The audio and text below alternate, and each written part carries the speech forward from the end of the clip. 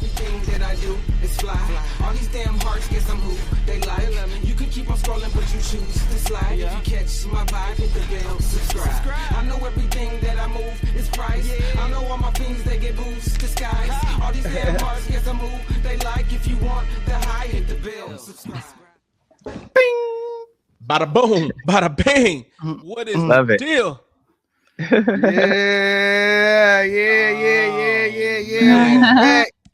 We back, y'all. We back, are back again within Hello. within 24 hours. We back at it. We back at it. Turn around on them. Double back. Had a double back, and we doubling back with another special guest.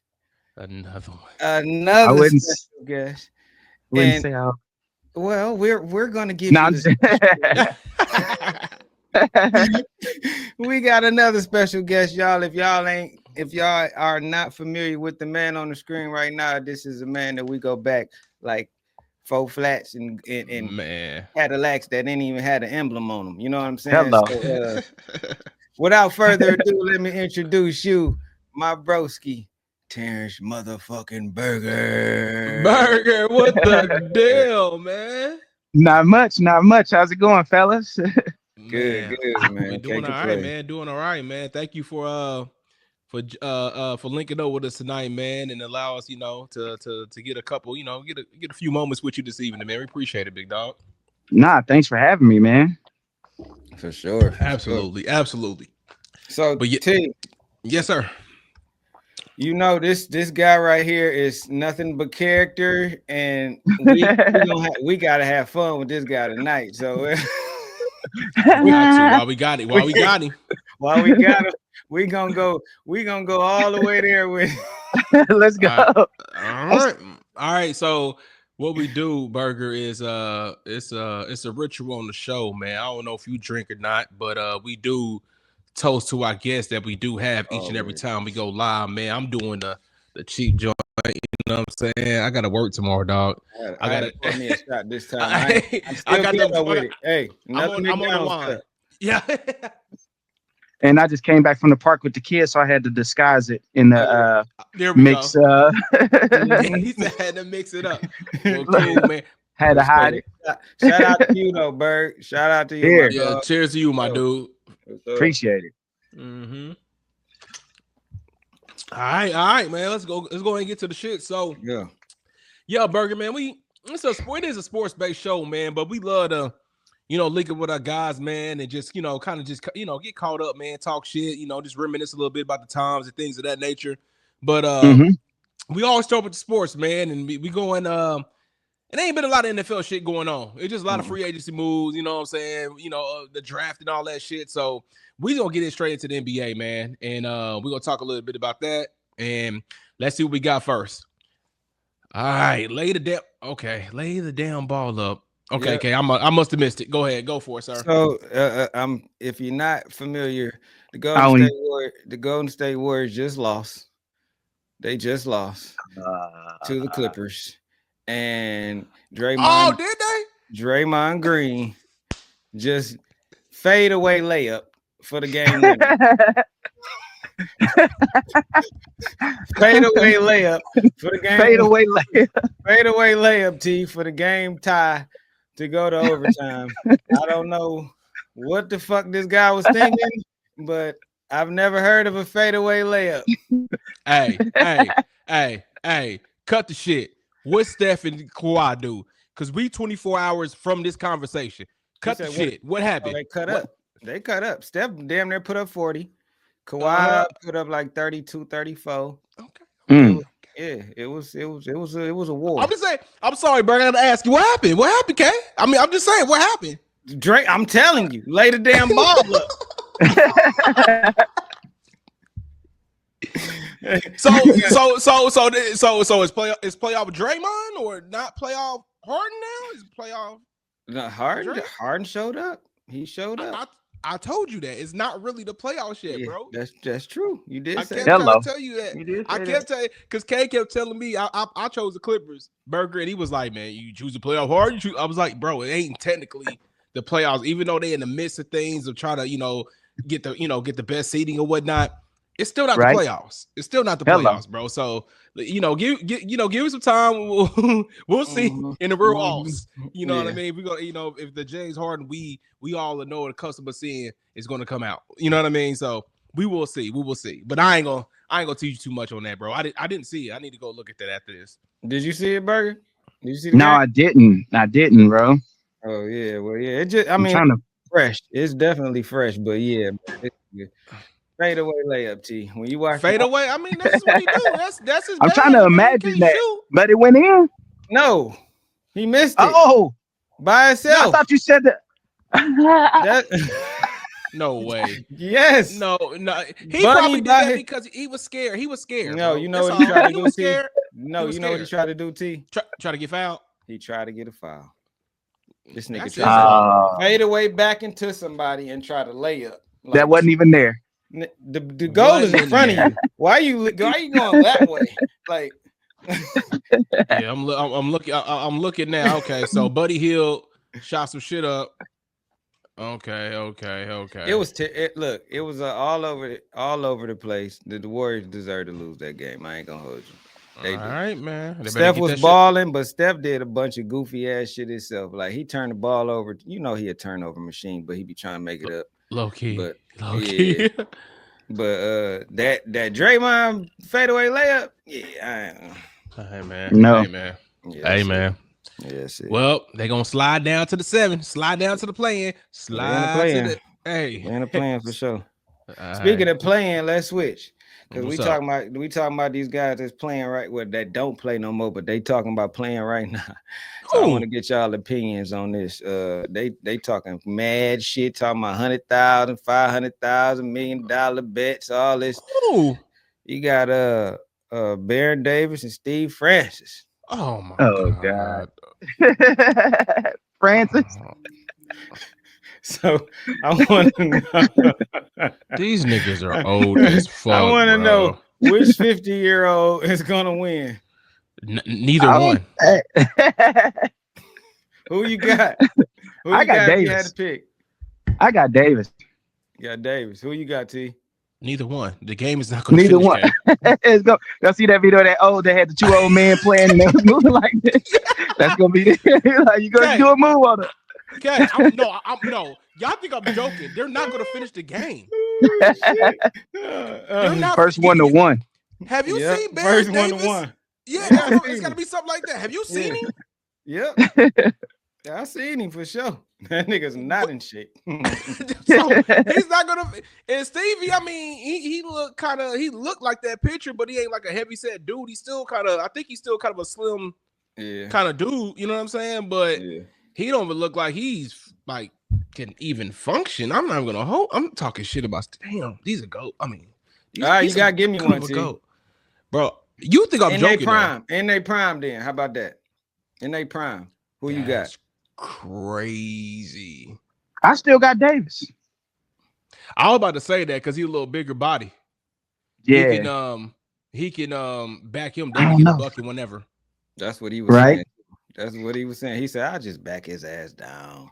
Right? Yeah. That's And Steve talking about, man, I'll left hand this nigga with the fadeaway layup. Yeah, right. I'll be honest. I don't think nobody watch that. I think we 3-peating on this one then. So we are Baron. We all Baron. That's easy. I know Steve was cold in his day. You know what I mean? He was nice, bro. He's one of the top point guards when he was playing, dog. So but nah, I can't see it, brother. Can't see it. All right, bring up the next match then. He's gonna skunk him. He's I thought it was Brandon Jennings. No. He's trying to go against T. My bad. Never mind. He went to get all 3 of them. Pat Bev caught out all of them. Pat's getting. I focus. That's gonna be like the Maroons of old school basketball. Yeah, that'd be awesome. The stream. They should do that. Just a bunch of old niggas. I got right. Keep the ambulance near. Hell yeah, dog. Oh my goodness, bro. Yes. Make sure they So who y'all got? Lou? You got Lou? Who you got? Berger? I think I'm gonna go with Lou too.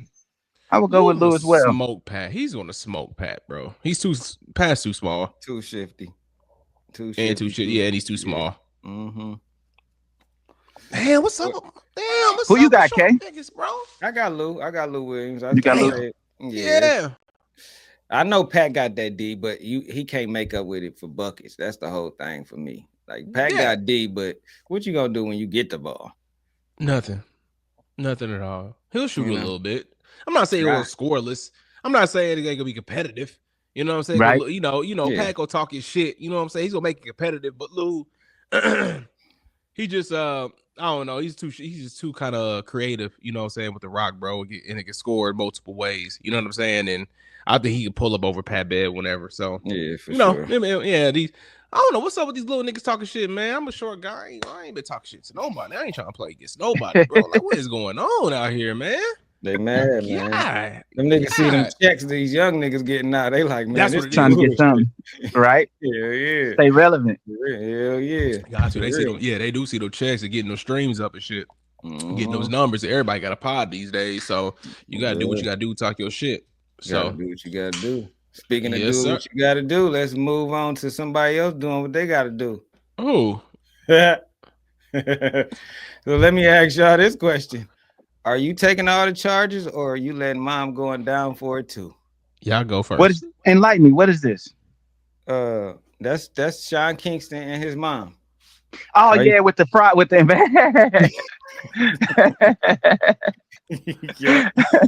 Dang, mom's going down too. Ooh, mom's going down too. You taking all the charges for mom so she don't go to jail? Look, so Sean Kingston and his mother Janice Turner was found guilty of fraud and are awaiting sentences. They were initially charged with the conspiracy to commit fraud and multiple counts of wire fraud. The jury found them guilty of defrauding luxury merchandise vendors for over $1 million in property. Damn. I couldn't send my moms up. I fuck with moms, but damn, bro, you know. You gonna send moms up? she hey man, she lived a good life, you know what I mean? Like, okay, I can. Keep something on her books, that's fair. say load her up, you know. You be straight, nobody gonna come for her. She'll be all right. She ain't got no enemies, you know. This is fair. I got kids, man. You know what I'm saying? I'm saying, bro. You know what I mean? We got her every gift possible in life. Christmas, birthdays. You playing, right? So T, you put it on mama like mama did that shit. I ain't got nothing to do with it. I'm putting that shit on mama. Only reason I did say that because I heard that I don't know if this is true or not. I guess they were saying this is not the first time this has happened. I don't think this ain't the first time she's been caught doing this shit. Mm-hmm. You know what I mean? You know what I'm saying? So I think it's kind of a different scenario for Kingston right now because his mom, even though he's in it, you know what I'm saying? If he's playing a part in it, he can't let moms go like that. You know what I mean? He got to take the charges. You know what I'm saying? But what I know, I think he got a background of it too, though. That's what I'm saying. Yeah, he do. But look, let me ask y'all this though. But what if mama is the reason for the background? What if mama is the reason for the whole thing? Like she put him up on this shit. Right. Like, yeah. And then got stung. Now what? How you feel? Yeah, mama gone sit down for a little bit. What you mean? I mean, I know what you mean by she put him on. But I mean, she showed him the whole fraud shit, gave him the game, showed him how to do it, and then he was doing it, and then he got flagged. And I'm saying, like, you know, how would you feel about it then? Same shit. It's his fault. Nobody told him to do that shit. His mama did. So I listen to mama. Pull out the extension cord. Absolutely not. No sir. No sir. So you still be like, all right, mama. I mean, I did fuck up. So, we fucked up. But we gonna go down together, or you gonna take the charge, or you gonna have her take the charge? I'm taking the charge, bro. I'm taking the charge because I did. Yeah, I did. Mama can go home. Yeah, that mom's will go home, man. I ain't letting her ass go home, nigga. That motherfucker gonna come right back up in this motherfucker with me. We splitting that shit. That's what I was gonna say. Y'all split it. We splitting that. That's what I said. I don't know if they can split. I don't know if they can split it or not. I want to aware of that. Yeah, they are. That's why they both getting charged. I mean, one of them, you know how it go. If you get pulled over in the car, somebody gotta own the gun if it's a gun in the car. You know what I'm saying? Two niggas can't have a gun. You know what I'm saying? Owning it there. Yeah, your mom's owning it for sure.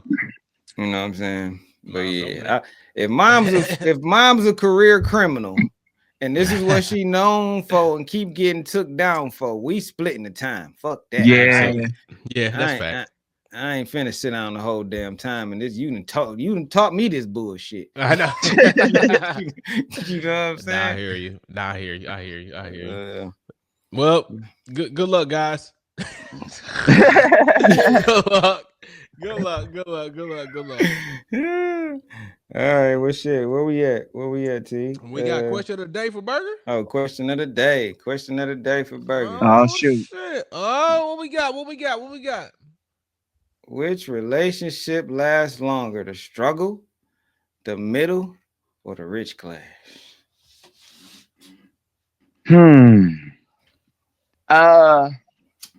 I definitely say I go with the middle. The middle. Yeah. You know, the rich, yeah. Because of the struggle, you know, that shit, it ain't nothing you got nothing to lose, right? The rich, they are automatically gonna, you know, screw it up. And in the middle, kind of just we got stuff we can lose. Yeah, exactly. The rich say like, hey, here, you go your way, you take this shit. The struggle is like, nah, I'm gonna go with the middle.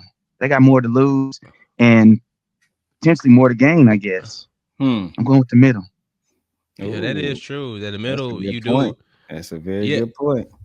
Yeah, because if you half and half with your partner, like being middle class or whatnot, you kind of like you gain, obviously, when you know, inherit like another middle class, you know, spouse or whatever.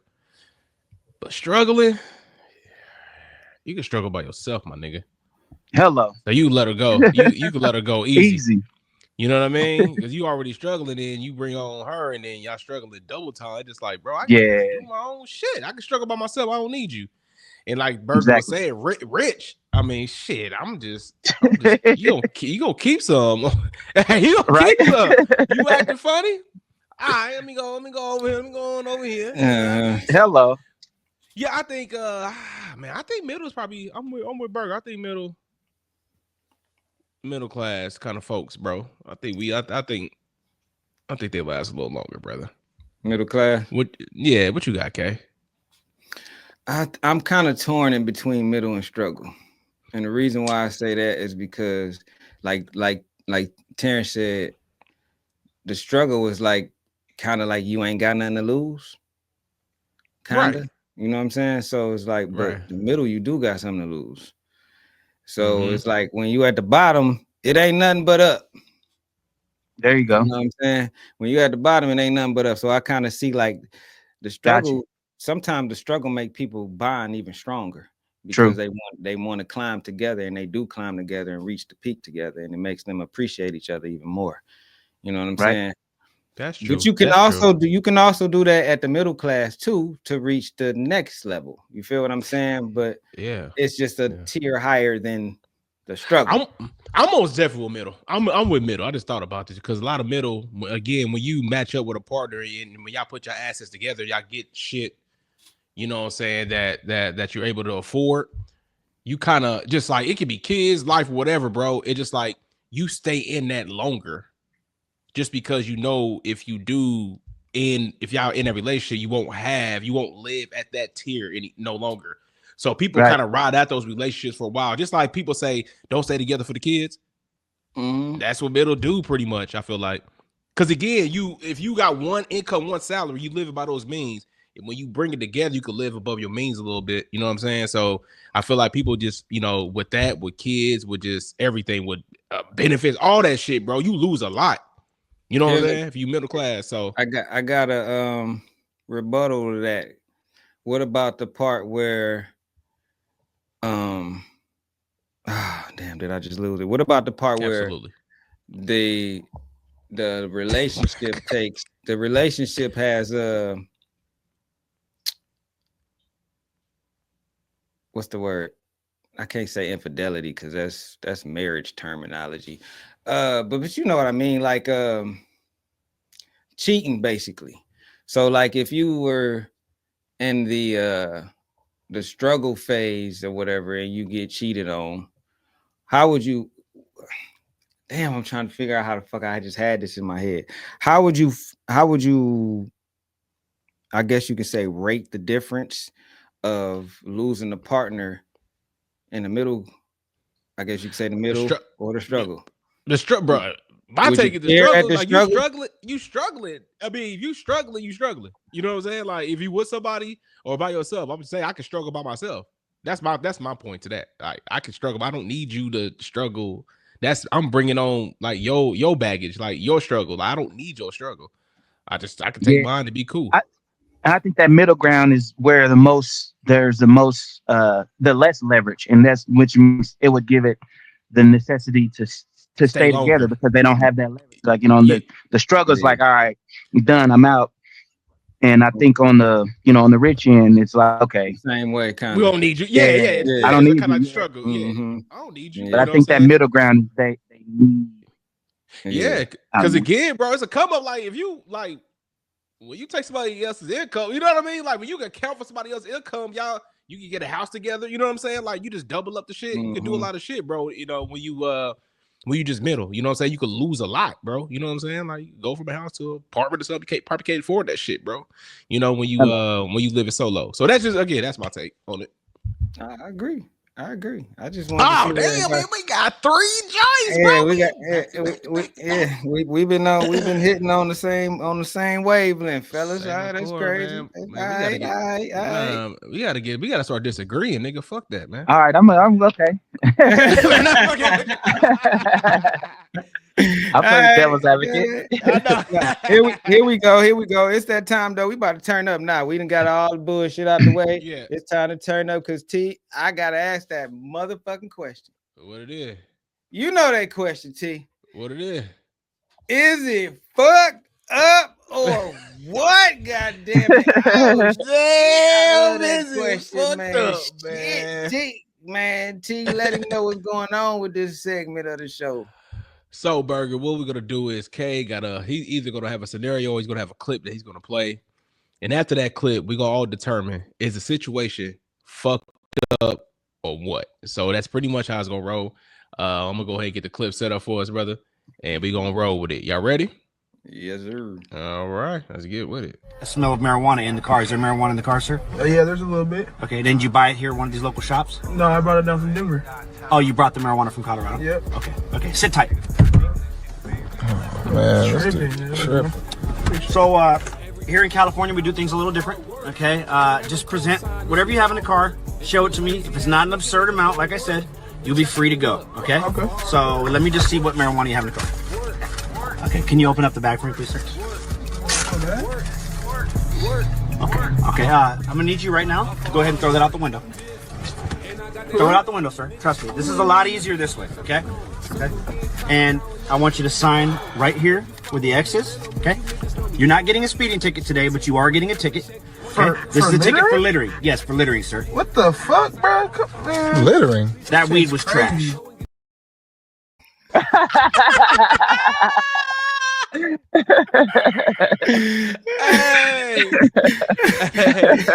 Hey. What y'all thinking, bro? Was that fucked up? Was that fucked up or what? Is that fucked up or what, fellas? Tell me, what is that? No, I think that was right on, man. Right on. That was perfect. That was right on. I was following. I didn't know where he was going with it, right? I thought he was out there a totally different route. That was perfect. Yeah, that was a good one, bro. Right, let me smell that shit. I ain't even my nose ain't do nothing, man. Right. Man, you smell it to the bag. That nigga said, throw that shit out the window. He said, that shit trash, my boy. Right. I ain't gonna give you a ticket for speed nor the bullshit weed, but I'm gonna just give you a ticket for littering. Right. That nigga was still upset. I'm like, nigga, you better go, nigga. You better right. sign it and go, nigga. That nigga acting like he had some super crud, nigga. A little bit of something. Yeah. Right, Absolutely. Right. That was fire. That was a good one, Kay. Okay. That was a good one, man. All right, so then let's move on to the media find of the week. Yeah, media find of the week. What's in that inbox, man? All right, we got media find of the week. So so Berger, what this is, man. We just basically anything we see on the media, bro, or anything that, you know how you got your groups where people send you giffies and memes and all that shit. You know what I'm saying?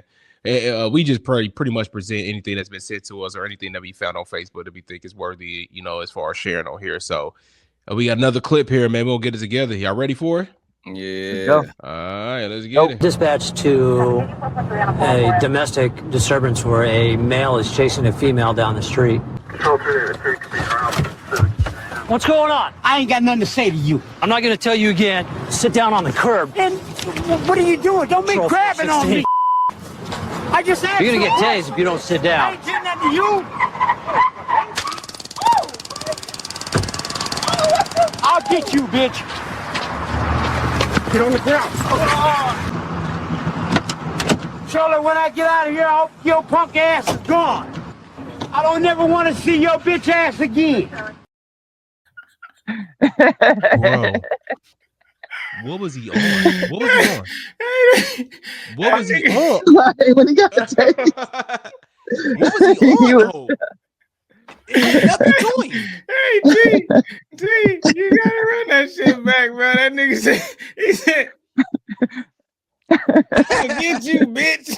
I'm gonna get you, bitch. Oh, I'll run it back one more time. Dispatch to a domestic disturbance where a male is chasing a female down the street. What's going on? I ain't got nothing to say to you. I'm not going to tell you again. Sit down on the curb. And what are you doing? Don't be grabbing on me. I just asked. You're going to get tased if you don't sit I down. ain't getting nothing to you. I'll get you, bitch. Get on the ground. Charlie, when I get out of here, I hope your punk ass is gone. I don't never want to see your bitch ass again. Dog. And then get it. He started. He paused for a second. He was like, "Oh, Right." Like that motherfucking fang went in his head. Oh, shit. Oh, I ain't like that, bitch. I'm gonna get you, bitch. No, that was a good one, bro. Yeah, that was a good one, my boy. Oh man, whoever sent that to you, man, that was a great one. That was a great one, y'all. Appreciate that.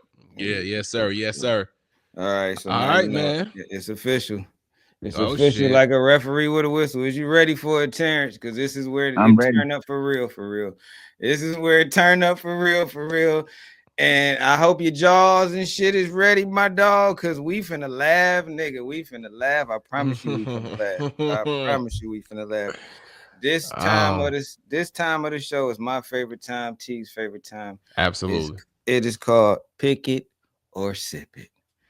And before T lay out the rules for you, I just want you to know we are undefeated. We have never lost. We will not lose. We will not lose. I don't care what you think. You're not gonna beat us. We're gonna win. We're gonna stay undefeated. Go. And we're keeping our O's everywhere we go. Never lost. Let's go. All right, man. I'm gonna lay out the rules for you. So basically, what we do is Berger on Pick It or Sip It. Kay's gonna give you two options to pick from, and basically you have like 1 second to pick, you know, option A or option B or whatnot. So for example, he'll say Michael Jordan or LeBron. You got a second to pick. If you don't pick one, we got to take a shot within the second. You know what I'm saying? If you pick both, we got to take a shot. So hold on, if I pick both, I don't have to pick one. Yeah, you got to pick one. You can't pick both. Oh, okay. You have to pick, but if you pick both, we take a shot. If you don't pick it all within that second, we got to take a shot. And what you can do is, you know what I'm saying? If you do pick one, feel free to elaborate on why you did pick that option versus the other one. You can, if you want to. Okay. And then it's versus you. y'all. We shoot the questions to you right now. And on you top, just gotta pick it. You just gotta pick it. And so also, you can't just be picking shit. Yeah, you gotta, because you're trying to beat the timer. You know what I'm saying? You gotta give your honest answer. You can't just be like, oh, da-da-da. You know what I'm saying? Okay. Okay. All right. And my famous line that I say all the time is, "You heard me all the way through this pod this time. So when I ask the question, don't be, huh? What you say? What you mean by that? Oh, well, can you elaborate? No, we ain't doing none of that. It's pick it or sip it. It's pick it or sip it. All right. So are we clear? Are we clear on the rules? And are you ready to go? Let's go. Let's get it. Let's get it. All right, here we go. All right. First one. Fella dogs or chop it up? Fella dogs. Okay. Stand up or skits? Stand up. Too long. You got it. Yeah. Hold on. Shot it up. I gotta shoot. Yeah, we all gotta shots with you. We all gotta take a shot.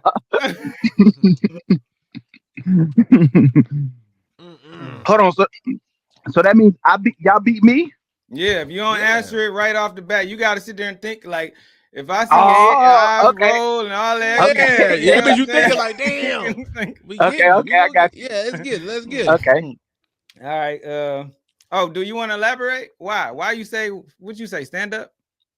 Yeah, stand up for sure, because just in its true essence, comedy, that's the roots. I mean, think about the gesture and standing and entertaining the king. It was just all verbal. Just up there using words. You didn't have video and all this. Special effects and everything. In its true essence, comedy, I guess, would be stand up, taking it back to the roots. That's true. I agree. Good answer. I agree. Okay. Who I got?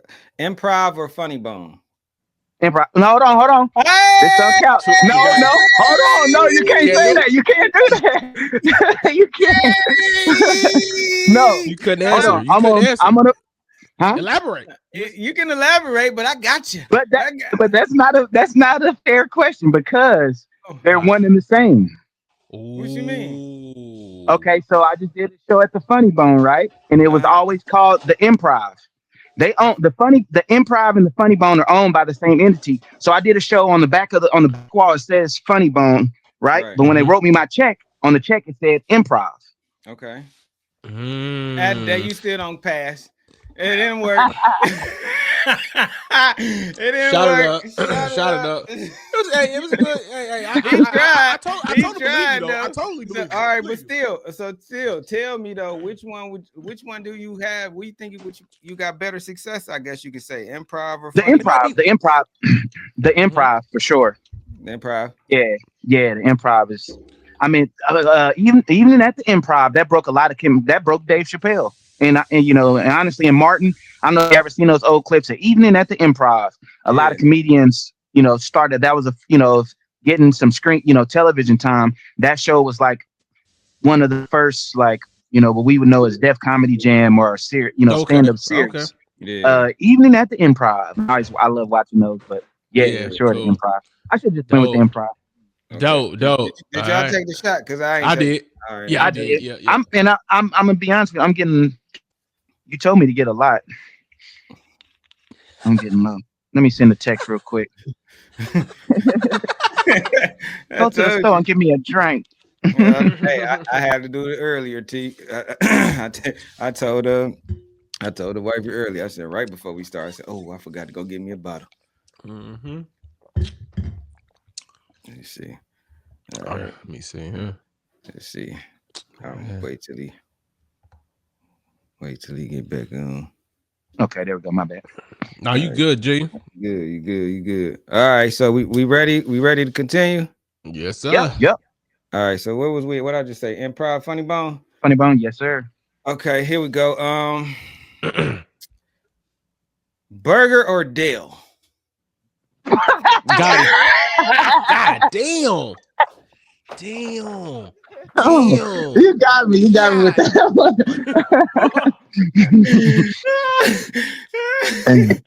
I did not see that one coming, bro. Damn, my boy. I didn't see that one. Damn, you got me. I would have went with Dale though, for sure. Dale? Yeah, Dale. I didn't see that one coming, bro. Can't be doing his homework, boy. Man, right? Dang, you got me good on that one. Great. I'm good, man. I'm good. Damn it. Okay. Do you care to elaborate before I go to the next one? I mean, Dale is like everybody. That's the staple that anybody that's man. That freaking Dale is skating on the plaza. That shit funny. The Dale is like that's my main. Yeah, I need to do more, Dale. I'm glad you asked that, dude. Yeah, for sure. that skate should be funny. That shit. Oh man, what? I'll be dying, nigga. Boy, Berger be clowning, dog. Killing me, boy. All right, okay, here we go. The 40 highway scuffle or the 40 highway firecrackers? 40 highway firecrackers.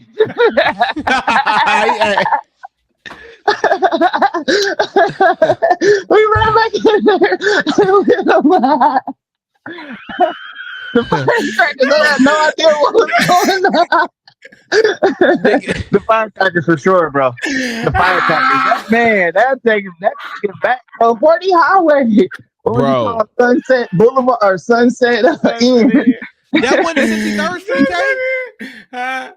I thought that was 63rd. No, that was 40 highway. That was 40 highway. That firecrackers. Yeah. Who went back and threw those, bro? Was Jay? It was you and Clarence. I thought that was Jay did that. I remember running on the roof at the top, man. That was but I know the oh shit, man, you brought it back, bro. You brought it back. I told you we was from the lab, nigga. I wasn't playing. Hey, T, if you don't know, this nigga Terence and Clarence, we used to have them the club basically at 40, right? This one particular night, Terence and Clarence decided to make it seem like it was a shootout. Well, the bouncer wouldn't let us in. Like, we know these, like, what the hell is this about? So it's like, all right. Hold on. I thought it was Clarence, but I always thought that it was Jason that threw it, but it was Clarence. Yeah. Whoa. Hold on, real quick. So hold on. Y'all did not they didn't let y'all in the club, and y'all decided to shoot firecrackers. Threw them like at the door when they checking people, people. Threw a pack of back cats. Threw them at the door. No. What? No. Was it 4th of July? No, not at all. It was totally out of context. Why did y'all have firecrackers? Bro, there's so many questions of why and how do we even do this or how do we even have these? It was late at night. It was not the 4th of July. We should not have had fireworks, but I think that it was planned. I think, if I remember correctly, I think they let us in 1 week or one day. So the next day we came back like, all right. Yeah, I got you. Okay. That had to it was definitely premeditated. Yeah. Yeah, that's what I'm saying. So I was like, boy, my boys got firecrackers on deck. That's fucking hilarious. Yeah, Kate took that back. Oh, God, in the 40 highway scuffle. Yeah. Oh, dude. 40.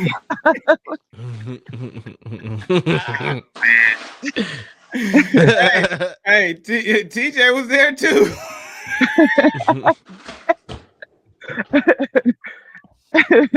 40 highway just, man, I don't know, man. That motherfucking spot was wild. Sunset. We wasn't old enough to be doing that. I remember Jason's brother bought a liquor of Smirnoffs and we started selling them by the singles. It was ridiculous. There was so much illegal stuff going on. We were like 10, 12-year-olders. But his brother bought them for us, not knowing that we was going to resell them. Nope. What the fuck are y'all doing? And like, take the bottles, pissed off. Hey, can you get us some more, dude? This shit's selling fast, like hotcakes. Smirnoff, that's fucking hilarious. Niggas was hustling Smirnoff, bro. I was a Smirnoff. That's the little blue bottles. All right, I got another one for you. All right, I'm ready. I don't think you're ready for this one. I know I am. I probably could beat you to it. I bet you can't. All right. Westport Keisha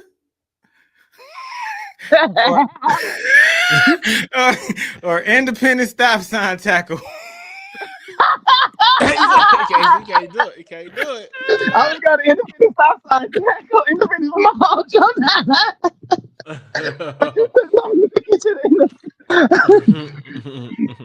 Didn't see that one coming. Man, you got a memory, bro. And jumping up on that bitch. Google. I was not there for that stop sign shit. I always heard about it though. Oh shit! I always heard about it, bro. I always heard about that shit, dog. We would pull up to Independence, and for some reason, this nigga Berger get the urge to go.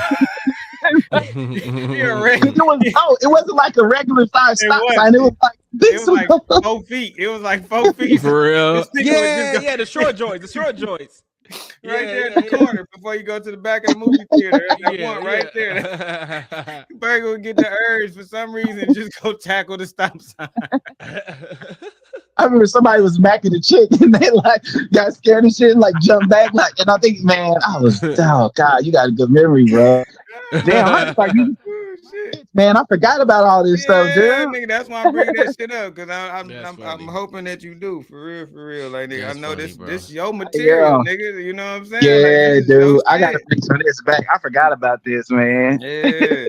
And to elaborate on the other question that was a part of that question, T, because I gotta give it because this shit is just fucking hilarious. This nigga used to walk around Westport and walk up to random girls and be like, "Hey, Keisha!" He hug him and shit. He'll try to hug him and shit. Damn, you was before your time. Yeah, I'm telling you, man, I was doing that before, man. When there was, bro. I mean, I know there's that one guy that goes up and hugs people with the hidden. I was doing, I mean, dude, Gerald Houston guy, Gerald Houston. Yeah. Man, Terence was ahead of his time, bro. Like for real. Like that's why I'm bringing this shit up, nigga, because that shit still make niggas laugh, nigga. Shit, man, like, man. I'm like, I'm taking notes, bro. Damn. Let me take you my brought shot it back. That one. All right, gotta take my shot. All right, where we at? Okay. I got a cheat code. Oh shit. But I ain't gonna use it yet. I'm trying to think of one more to go with this one, but I might just, you know what? I'm gonna use the cheat code first. Man, cheat codes. Man, you ready? I feel sorry for you, brother. Mm-hmm. I feel sorry for you. Clarence or Jeremy? Clarence. Damn, he got it. He got that. He did it. He fucking did it. No hesitation. He didn't hesitate. I thought I had him. No hesitation. Everybody else pauses on family members. Yeah. Shit. Damn it. Damn. Right. I told you we're gonna run into somebody. Okay. We're gonna run into somebody gonna answer that shit quick, nigga, because maybe they had a bad day with them or something. Hey, it is what it is. Nah. It's just in the moment. It's in the moment. Me and Clarence, not backstory. We all brothers. It's me and Clarence, we all the rest of our siblings, we got different biological dads. And me and Clarence is the ones that got the same both same parents. father. Yes. Cool. That's dope. Okay. See, that's a great. Hey. Damn, not that I don't love my brothers as equally. I mean, you know, it's all the. But we get it. Yeah. We got it. Right. Yeah, for sure. Yeah, for sure. All right, last one. Now I know you're gonna laugh. I'm gonna beat you to it. No, you're not. No, you're not. I think I am. All right. He said he know this one. All right. I'm ready. It's the last one. I hope you remember it. You gotta remember this person. All right. I can beat you to it. Big Jeff temper tantrum. You remember Big Jeff, right? Yeah. Big Jeff. Big Jeff. Man, get my ball back home, man. Somebody actually took that ball and left. Oh my God. Big Jeff. Oh man.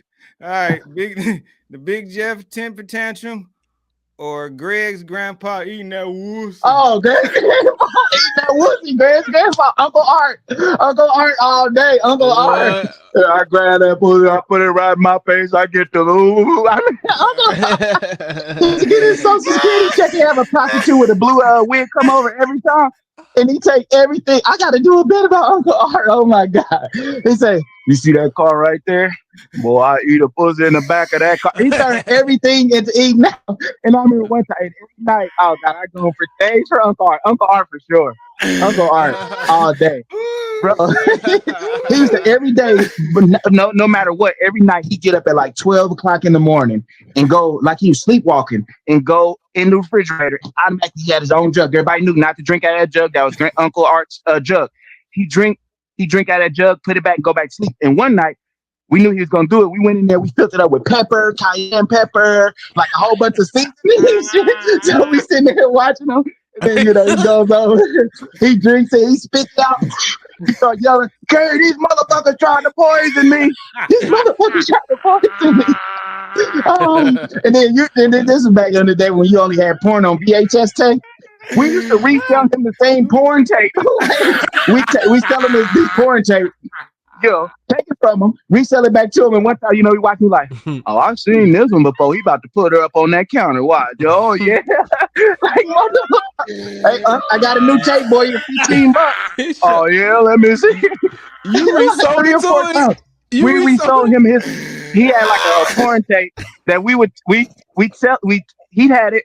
We sell it to him. He pop it in. He watch it, and we be, "Oh yeah, I see you about to." He narrated. And then, we give it a few days, we jack it. "Hey, we got a new tape for you, brother." $15. All right, go ahead, pop it on in, pop it in. Shit, oh yeah, he about to put her up on that table. But he kept reselling it to him. I think eventually, I don't know how I got out of the rotation, but we sold him the same porno tape at least 4 times. That was his originally, bro. Yeah, Uncle Art by far. Originally. I gotta make sure. Hey, yeah, you gave me a lot of material. I forgot about Uncle Art. Ooh, shit. Hey, you gotta shout it up, nigga. You hesitated, Terence. You gotta shout up. Shout up. Hey, I told you ain't gonna know where I was going with it. I know. I thought you was about to go Jim Lackey. With E? With E? No, you remember Jim Lackey? Hey, Jim Lackey. The old white dude used to cut the grass with him and stuff. Oh, no. I wasn't going Jim. I should have went Jim. Damn, yeah. He had that raggedy trailer. Everybody used to work for him at some point. Yeah, I thought you were about to go Jim Lackey with Jeff. Ooh, shit. Oh, man. But man, you took it back, bro. Yeah, thank you. I'm about to. You gave me some material, bro. Yeah, for sure. Dope. That's super fucking dope, bro. That's dope. That's dope. For sure. All right, well, shit. Let's get into the main subject of the day, T. All right, let's do it, man. Let's do it. Mr. Berger. Hello. Hey. So at this point of the show, this is where we dig into you. We get to questioning you and asking you questions that we want to ask. Of course, we don't try to get into like super duper personal shit because we like to keep shit funny and entertaining. You know what I'm saying? Just keep a good vibe going. You feel me? So I like to start off asking the simple questions like, where were you born and raised, and did you ever live outside of where you were born and raised? Yeah, originally I was born in Kansas, Wyandotte County. Then in middle school, 6th grade, we moved over here to Missouri to the zoo, and that's when I started at Raytown. Yeah, born and raised here in Midwest or Kansas City. Yeah. I lived in Cali for a little bit. Florida, I worked at Disney. Did the Disney Epcot, the college experience. Lived in New York. I did a fellowship in New York. So that boy been around. A little bit. I ain't know you was moving around. Like I know you was in Cali. I didn't know you went to New York too, though. Oh yeah, that was my when I was working on my master's. I did a fellowship at NYU, director's fellowship. Yeah, that was awesome. That's dope. Super dope.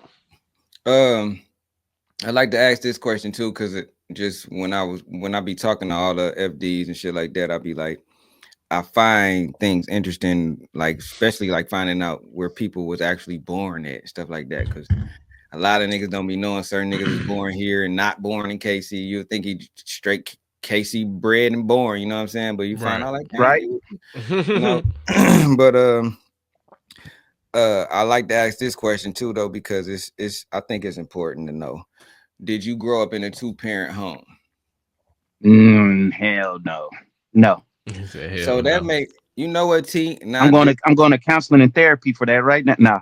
But yeah, nah. Yeah.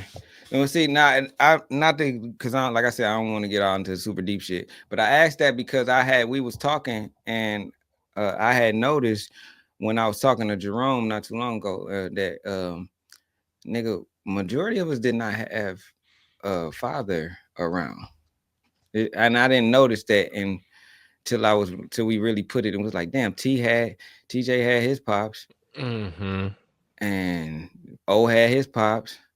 Yeah, Keith's step pops was there. Yeah, but it's pops. You know what I mean? We talking about like, but still, you can count the step pops too, though. But I'm just saying, after you get about about four of us in, it gets scarce. Yeah, for sure. I think that was probably something that. Yeah, that's a good observation. No, that may have been the common ground that we had that amongst a lot of us, I guess, that we relatable. Yeah. Not that it's something to brag about or anything, but right. Yeah, and then but unconsciously though, probably just unconsciously, you know what I'm saying, was bonding and didn't even know it that we was all had that little thing in common. Yeah. For sure. Yeah, that's dope. So let me ask you this then. So we still on the childhood phase, I guess you could say. So let me ask you this: when did you meet Jay? That was the first. That's when we moved to. I remember the first time that I met. I think so we all rode on the same bus. That's when we moved to Raytown. We all rode on the same bus, and me and Clarence, our bus stop we used to have our bus stop cracking. So like, I mean, it was a big party. So everybody would walk from their bus stop just to catch the bus from.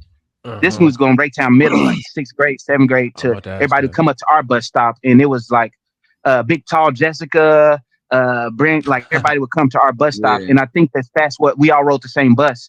And I think me and Jay, you remember at Raytown, you had different A and B, or how they split up the the bus A and the something like that. I'm talking about And then we lived in the same, and then Jay lived around the corner. So once we started, and then we started hooping together. And I remember the first time I met UK, we was playing up there at Stony Point. Your ass came and balled us out. I was like, damn, who is this motherfucker? And it was like, he from Detroit. Your ass was crossing, motherfucker. It was you and your brother. Like, you know, me and Clayton, we were just hopping and just like, you just smooth, just like, ooh, ooh, ooh. And I was like, who the fuck is these two? And then it was like, he was like, what up, you know, I remember that shit. And I was like, man, who the hell are they? These dudes. And y'all came from over, you know, because y'all lived across not Snide Bar, but on the other side. But y'all wasn't the regulars when we go to Stony Point at that time, up to that time. And then y'all came over there, you was sagging, you had your little sag, and I was like, man, this dude look like he go hoop. Yeah, because you was just like, you was like, you wasn't lazy, but you was just smooth like a, all right, smooth, you know, and then and you was like, ooh, I think we were just hacking the hell out of y'all. And Jason on our team, I think me and Jason got into an argument, like, man, hold it. And I was like, yeah. And we was playing it was me, and I don't know, it may have been your cousin. Yeah, it was Cortez. It was Cortez. Yeah, it was y'all, man. That's crazy, bro. Yeah, that is crazy.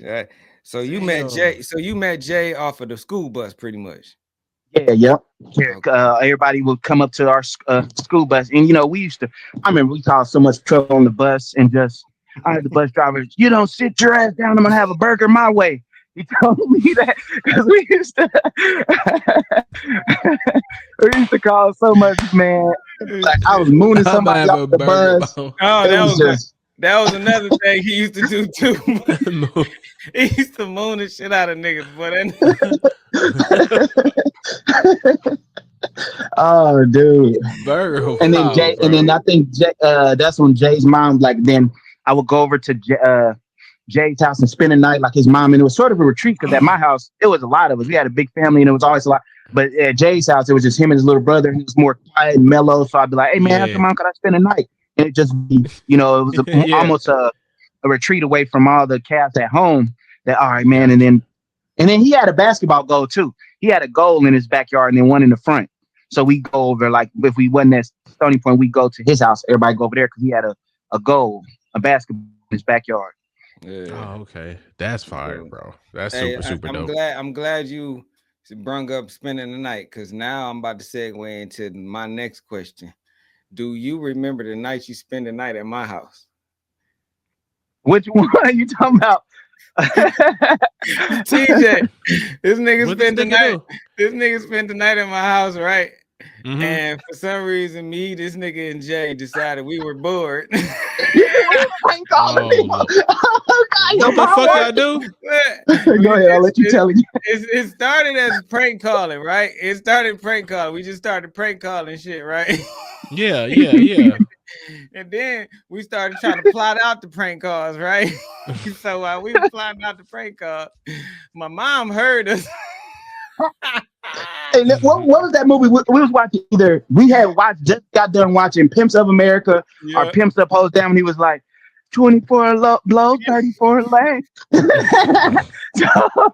his mom walked in on one who was singing that.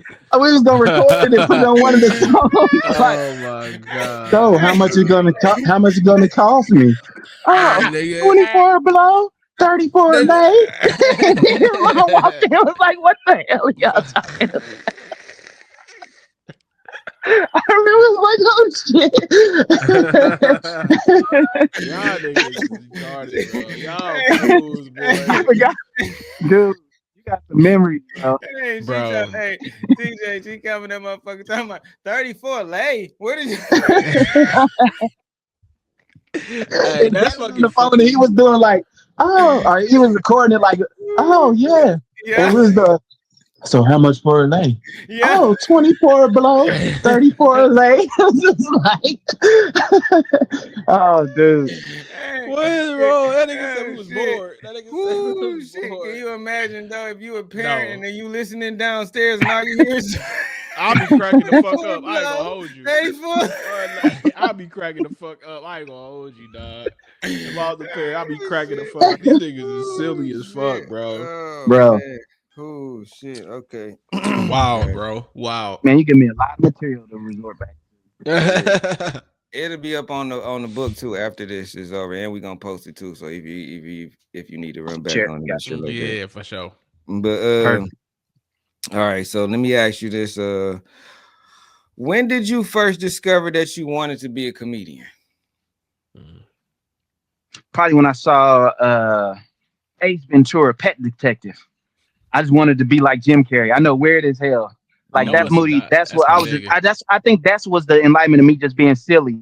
As the like when I remember my mom brought it on VHS, and I was like, oh my god! I started imitating and doing all of his stupid stuff, and I was like, man, this is. And I sort of, I always like even in my family, I always use like laughter to mask or as a defense mechanism. Yeah. But when I saw that, I was like, I want to be that. I want to do that. I want to be.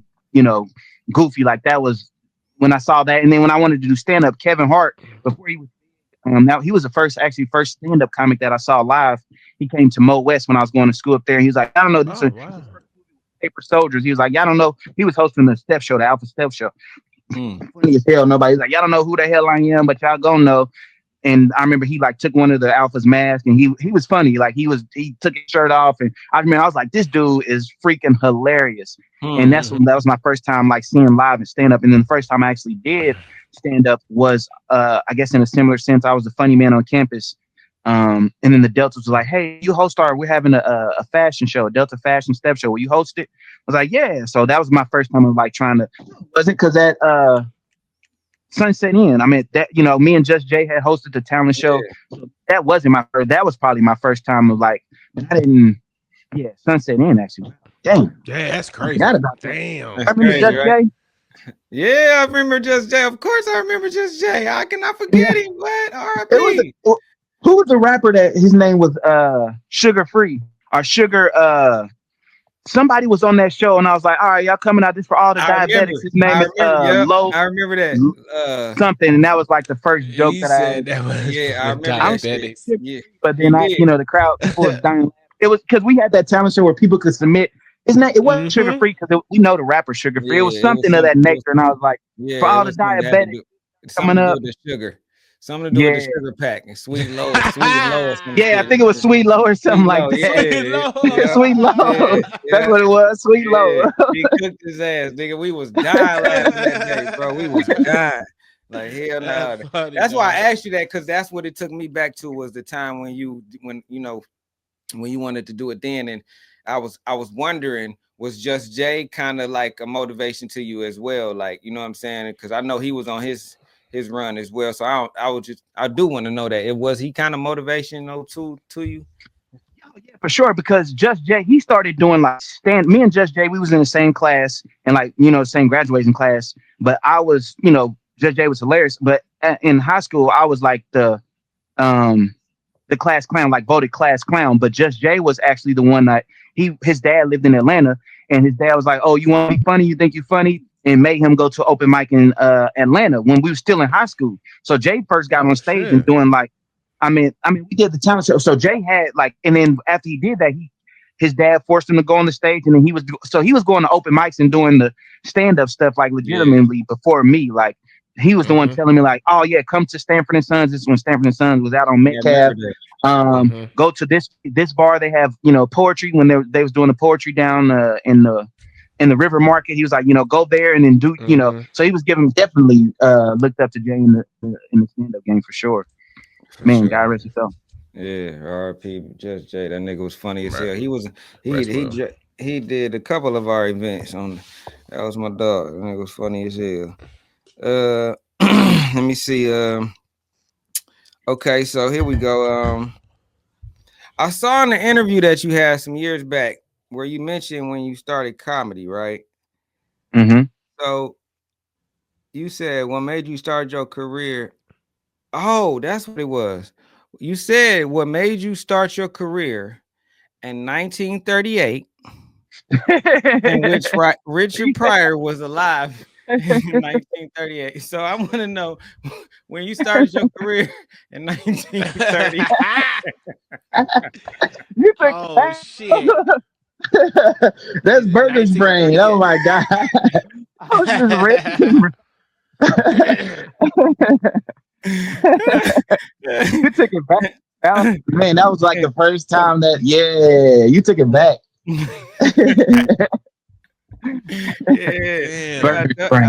I told you I'm coming with it. Hey, look, you good, dude. Hey, look, I got one more. I got another one for you. So hold on, let's say.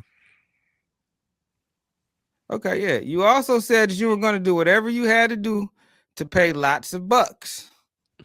Can you clarify what do you mean? To give my mom a double wide trailer. A double wide. That Berger's silly, man. I'm gonna have to go. I'm gonna repost that. I forgot about that. All right, so we still on the Berger lane right now. So I do got another question for you, and this TJ. I don't know if you did your little history on this guy right here, but he had a product, right? You know, I had to I had to oil him up. The Diddy oil him up. Yeah. Well, he had a product too. So I got a question for you, Terence. Is the Hump and Peel 1500? 1500. Yeah, that's I was a spokesperson for the Hump and Peel 1500. My mom wasn't too proud of that. It was a pill that didn't go to market very well. I went out in different locations. People just wasn't with it, man. So I think they took that off the shelf. Yeah. I seen one of the customers didn't appreciate the hump sessions. Leave the store, please. Leave the store. Another guy was walking out like he about to tackle me. Oh man. See, man, I was doing these pranks. That was in 2011, probably 10, 9 even. Do you realize you were doing that before that though? I didn't know that. Oh yeah, that's what I'm saying, but not recording. Yeah. Nigga, he was humping shit way before then. Damn, that is fucking crazy. Damn, you was doing skits that long ago? Man, he was doing skits way before skits got popped. If we had a cameraman, that's what we used to, man, Independence Mall and how much havoc we used to cause up there in the AMC. I was just over and I was like, I forget who I was with, and I was just roll past the AMC or the Independence. I was like, man, God, forgive us for the damage we caused up there. And, running in the movies, just yelling through the, mid-movie, just run up the stairs down. Oh, my God. Doing stupid shit.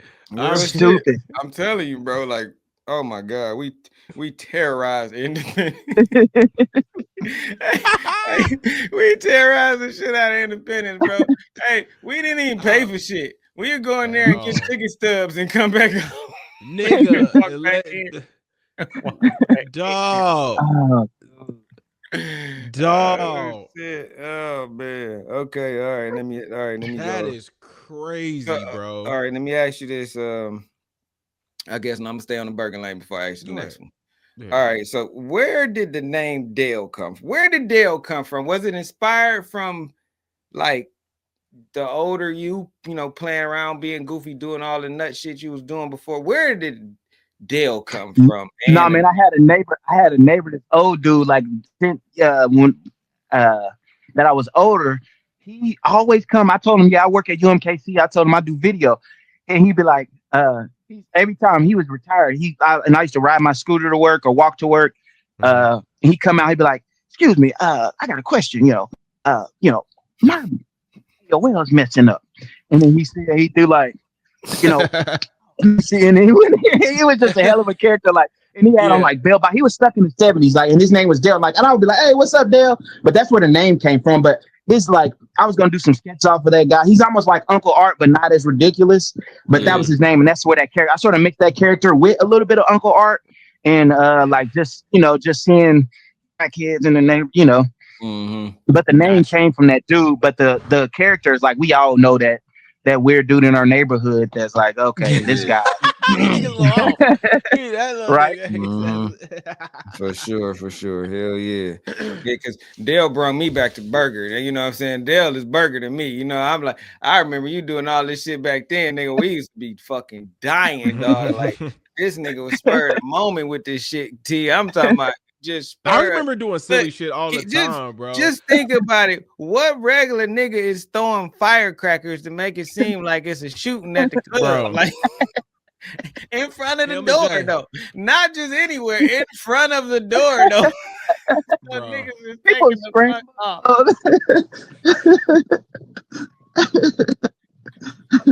Dog, bro. Hilarious. That is crazy, bro. Hey, I got a memory for you though, Terence.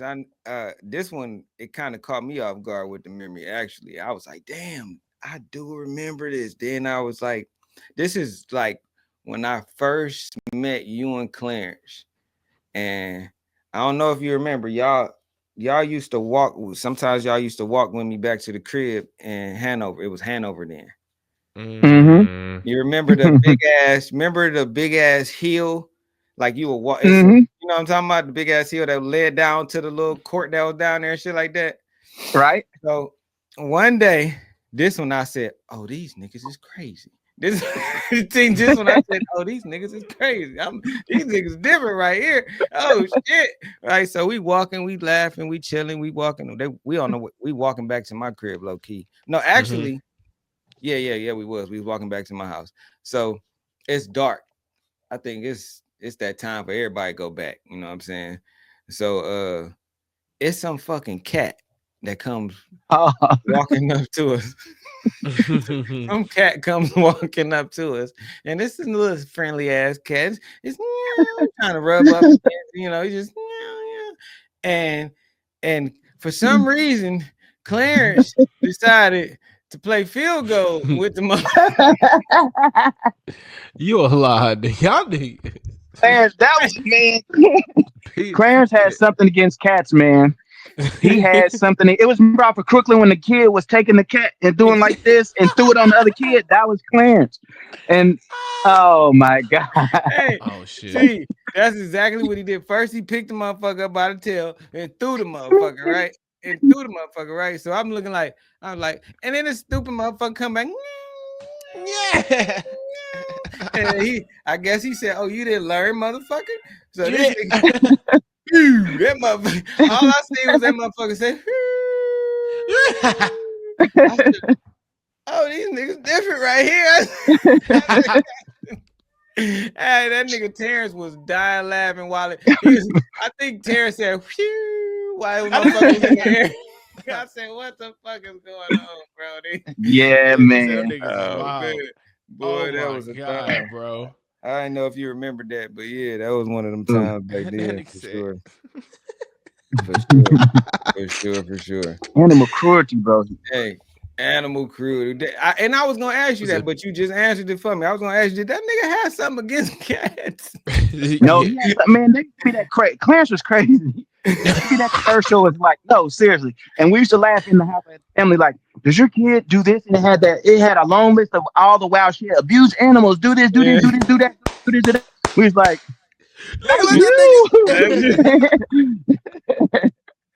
yeah, man. I was wondering because he booted the shit out that motherfucker, boy. Clarence, and that's why I said, like, I was Ace Ventura, like, for real, like, I had iguanas, used to torture my animals. Like, I got a sketch when I had pigeons, bro. And one time I had pigeons and I was sitting out.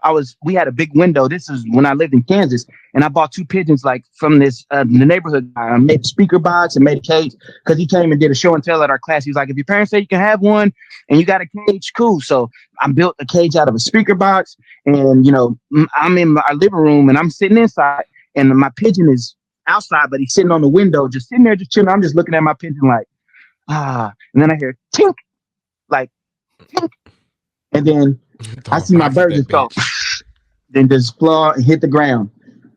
And then I look out the window, and it's Clarence and another one of our friends hiding behind a tree, and they were shooting a BB gun at it and hit it and killed it with a BB gun. And I go outside, I'm like crying. So he got pleasure out of watching me. Like he put my I had an iguana. He put it in Drano. He mixed Drano, bleach, pneumonia, and put it all in a coffee pot, and then put my iguana in there. I was like, dude, what the? He had a no wonder no wonder said I was trying to kill him. Right?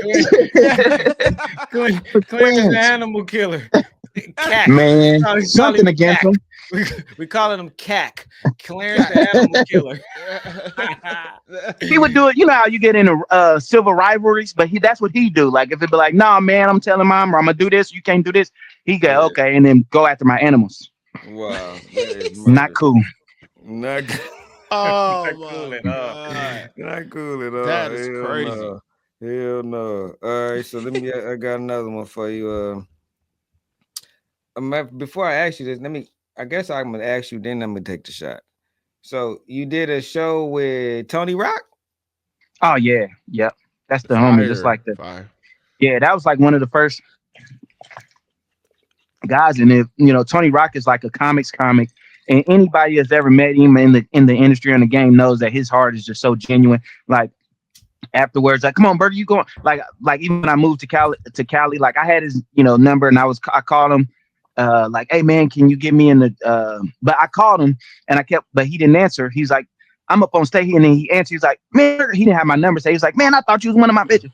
Yeah, come on over here. And then when he got on stage, he was like, man, he told the story. This dude was calling me trying to get in here, and I'm thinking it's one of my hoes that I had or whatever. And he was like, it was Berger's ass. Yeah, but he's just man, he's legit. He's legit. Cool. I'll get out, bro. That's what's up. Was you nervous that night? Probably. I'm pretty sure. Yeah. You don't know? You don't remember? Especially back then, I'm not as nervous as I was because I'm more but that was like early in my career. I would be like, my material, I was still working on it, and then and even now I'm still developing, but yeah, for sure. How did you feel like you did that night? I was good. I think it was good. Like you could tell like comics were, and he was giving me some pointers, like, and I would always ask, like, hey man, what do you think, or what can I do? And I didn't think I was I did like 5 minutes, and it was because it was a whole weekend, like, and that was back when you do a show Thursday, you do 2 on Friday, 2 on Saturday, and 1 on Sunday. Now they just got Friday and Saturday shows. That was when Thursday would always be like just getting warmed up for the weekends, like, so knew it'd be like, ouch, cringy. Then Friday, you was a little bit more Friday first show, second show, and then you get in your role. Mm-hmm. But so I had a chance to redeem myself. Yeah. But one time, go ahead. No, go ahead, bro. Go ahead. I was just about to ask you another question. What was you about to say? No, sometimes the nervous, like Guy Torre and Joe Torre, they're brothers, and for a real long time, everybody knew in the industry that they was clash heads, and that they was not getting along that well. And at the time, I was opening up for Tori, and I go on the stage, I do my bit, and I'm like, coming to the stage, give a round of applause for Joe Torre. And I didn't even know, and then he come up and he's looking at me just like, he dapped me up, and I go off stage, and then one of the service coming in like, you just called him Joe, and I was like, oh my God, damn. And then he came back and he was giving me some shit, and then he was like, yeah, and he's like, me and my brother ain't the, and then so that was like that nervousness sometimes, but it was just like a Floridian slip, I guess. Like, give a round of applause, and I didn't know I said it wrong until I got off the stage. That's crazy. That is crazy. But he's cool as all get out too, Tori, for sure. Who was the biggest? I guess you could say comedian that you'd been around or met, or and that was cool. I don't care about. I know personally, like, was an asshole. I was saying probably Tony Rock and Tori. Like, if I seen them, that they gonna be like, "What's up, Berger?" Like, I've worked with people that I'll see them and they won't even know me from okay, night and day, but they would know me and be like, "What's up, Berger?" and show love. Oh, that's what's up. Definitely. That's what's up, man. That's what's up. Yeah. That's what's up. That's what's up. Okay. How many stealing out of the car pranks did you do? I think. Oh God, that is murder. Yeah, that was with Shoplift Films. Where the Shoplift Films, man? That's these guys that I used to do a lot of pranks with, and they had an old man mask and just yeah. So we hop out. Hey, can you help me? Man, get out of my trunk. And then, you ain't seen the team? I ain't seen that one. Oh man, this nigga would act like he got basically somebody acting like an old man, and then have somebody acting like he acting like he needs some help getting some shit out the trunk. Then somebody run up, which is Terence ass, like, "Hey man, what the fuck you doing in my trunk, man?" And the person helping be like, "Hey, what the heck?" Right. And he's like, "Hey, it was him. He told me." He's like, he just told me to help him. Yeah, that's a good one. Those are fun, man. Yeah, for sure. Let me see. Oh, I got another one. This one come with extra. So let me ask you this. Let me ask you this one, Terence. Mm-hmm. When did you decide to become a rapper? Oh, don't tell me you're gonna play with those songs. What's that song? Oh God! When I came in your basement, like, man, I gotta do this shit. Don't do it.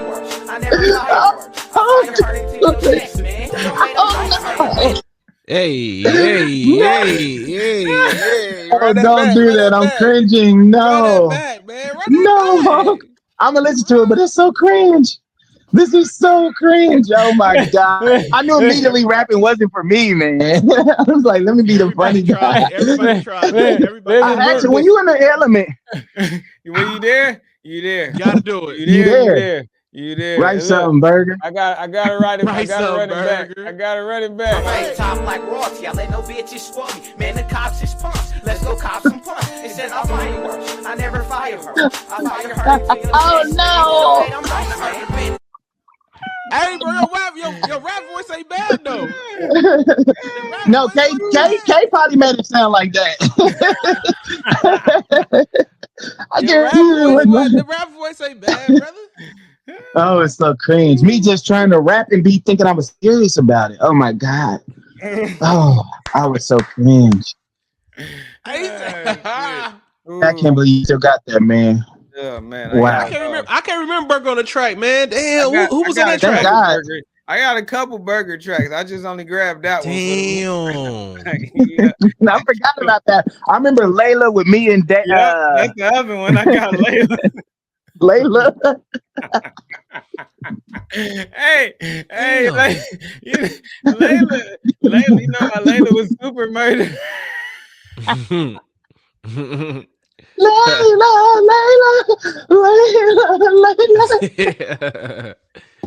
Hey, Berger, you gotta walk up. Hey, you know the walk up music. You gotta use one of your joints, bro. Hey, I do. Hey, you gotta use one of your old joints, man. Hey, listen, Layla was not a word, nigga. We made that shit up. How'd you even do that? See, if you could go back to the old Fruity Loops, nigga, it was a sample in there. And remember they had the samples in there with the people singing and shit. Yeah. And that was one of the samples, and she was like, Layla. Yeah, nigga. And we couldn't find a singer, so we like, fuck it, we got this. This is singer right here. We said we gonna say with Layla mean money or something, nigga. Right. I'm all about my Layla. Yeah, wow. Oh shit. Oh man. Yeah, boy. That's crazy, bro. That is crazy. All right. Thanks for bringing these memories back there. For sure. I'm out of my questions, T. I'm ready for the next one unless you got something for him. No, I'm about to ask him just about his career in general, man. As far as like how serious do you take the comedy? Is like your full-time job for anybody that doesn't know? Like me, no, I'm trying, man. So I mean, on the journey, like I like I said, I moved to California, and that's when, like, right after I graduated, and I had a lot of student loan debt. But that's when I was like, hey, I'm just gonna do this full time. I went out there, didn't have a job. I just went ill prepared.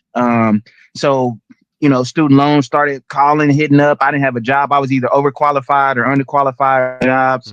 And then I came back to KC and I started working back at UMKC just to get my footing. And then had a daughter.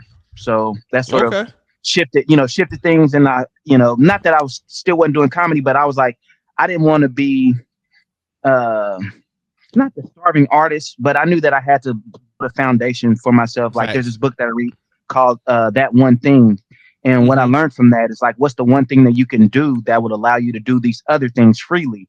And that one thing that has evolved for me is real estate. So I got several investment properties, real estate properties that I own free and clear. That's given me some, like I still work a day job. I work on the houses and rent them out, but building that foundation to where, because it's still a path. Like I produce a show. I got a show this Thursday. Even while working full time, I still got to stay up on shows. I was just in Arkansas for a show, and staying, just staying consistent and staying on it. And I'm at a point to where I can just do it, to where I can do it financially, 100%.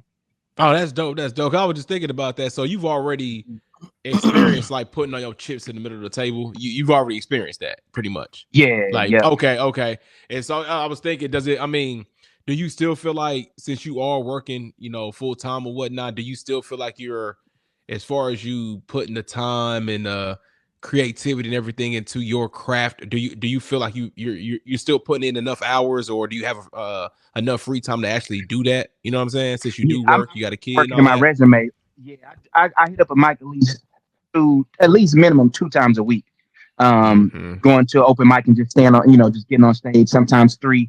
And then just stand on shows. So that's part of my life routine, and I'm always writing. Like, so just I keep a journal and just constantly writing. So it's like I'm just building up everything, and I'm learning the business, not learning it, but getting more involved in the business side of it and marketing and being strategic about building my brand, building myself as a brand, and investing in myself. So when once these real estate, to where seeing like Brent Fayez and just watching other independent artists and how they did it, and because I relate comedy a lot to the music game, because it's one of the same. A lot of comics want to be musicians, but in terms of building a brand and a personality, a lot of it's and the landscape has changed so much. Like when I first was doing it, YouTube was brand new, like just YouTube itself, and then you had Vine and all those other things. So now it's totally different. Like everybody on the stage now, it's backwards. It used to be like you blew up from doing stand up, and then you get some television time, and then you get screen time. But now it's like people that are getting the followers and getting the views. Now it's like, and then they go up. Yeah, they're getting on tours, but they don't have the material, stand up material. Because stand-up is totally different than sketch comedy, standing up there just as an individual, making people laugh, opposed to where you're doing a prank or you're doing a sketch or something where there's interaction and you can edit it, Yeah, totally different. Yeah. Okay, that's what's up, man. I guess my last question with that is like, so what's your end goal in all this? Like, do you want to just be like a stand-up comedian, or do you want to move into like No, I want to space? produce. What's your end goal? I want to move in the movie space. I want to do a Friday. I want to do a Tarantino. I want to make cult films. Like I wouldn't even like, I wouldn't want to, and the landscape of movies have shifted so much even, but I want to make like a series or a catalog of cult films, like like the Friday series, or Tarantino with his films, or Alfred Hitchcock. But I don't, just stuff. I want to make stuff that I want to see. That's my end goal, is to make movies that are, and I don't think they make a lot of good movies anymore. But man, and that's what I went to school with, and so I want to make stuff because I know what it takes. What a good movie. I watch stuff and I can, I tell the plot. I can tell all this. Just like but you already know what's going on. You already know what's going on.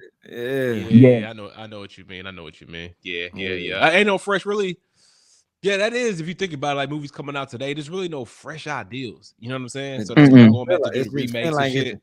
It feel like that with music too. It feel like it's all recycled. Like everybody just going get the same idea and then try to put a little something on top of it. That's it. Yeah. That's true, man. Just it's just both markets are just very oversaturated. You know what I'm saying? So it's tough. It's tough to even just stick. I guess I guess that's my last question, okay? But I guess while we on that, what are you doing now to stick out though? To be different? That's a good question. That's a real good question. I think the only way that you can stick out, or that I'm sticking out, is just being me, finding myself and finding my voice and staying true to my identity, because nobody is like me, and that's what makes me unique. And it's just honing that voice, and crafting that voice, molding my voice, translating who I am as an individual into comedy, and not try to be what everybody else, like, oh, they're doing this or these people are doing that, and that's what they pop. But just to stay unique and true and keep evolving into my voice and into my truth. And like I said, then that will, because they ain't making, there's only one Terence Berger, and once that it translates into I got you. Okay, cool. That's what's up, man. That's what's up. For sure, for sure. Go for it, Cap. Shit, I was about to ask, would you consider like a special, like the peak? Like if you got a special, like would you consider that like your peak? Like how they get the Netflix, everybody see the like Netflix, Netflix special. Get the Netflix special. That's like the cream of the crop type shit. Would you consider that like your peak if you got one?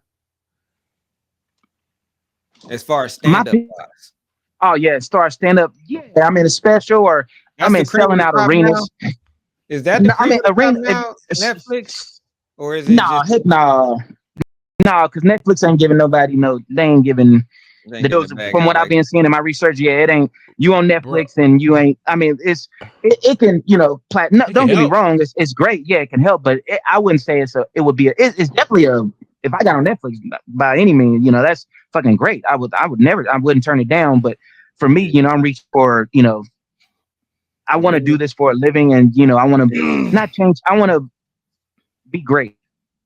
I want people to be quoting my stuff. Yeah. They got a bunch of shit on Netflix though. It'd be like a bunch of stand-up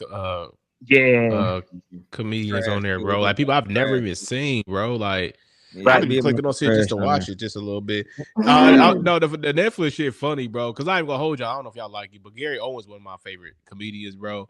They would not give a nigga special for nothing. Nah. he be pissed off, bro. Because every time when he go on Breakfast Club and shit, Charlamagne be fucking he be going on. Like, he cannot get a special, bro. He pissed off the wrong person. Blackball. It's so funny. That's my nigga. You like Gary Owens?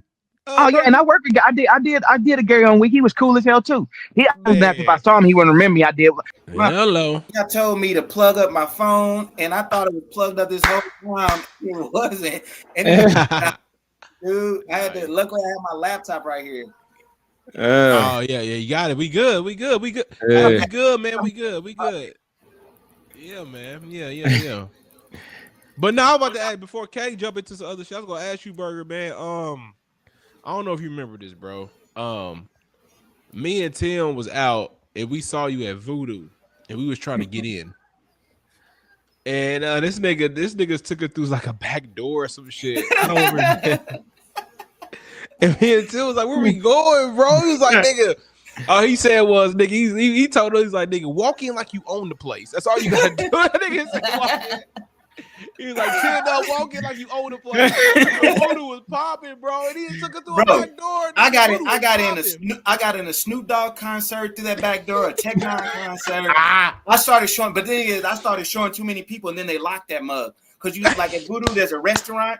And there's a restaurant and a bar, and then he took us out there. Because one time he was there, the line was around the corner, and I was pissed. I was like, "Man, I'm about to fight." And that's always been my motto. There's always a back door. There's always a back door or a staff door. So I was like, "Let me go back to this restroom, to this restaurant." I walked. I seen the little cook person go over there, and I'm like hanging, like okay.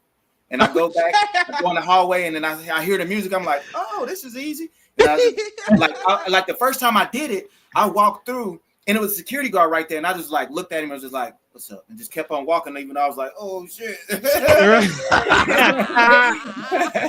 I was good. So, but then after that, I would get on my phone and just act like.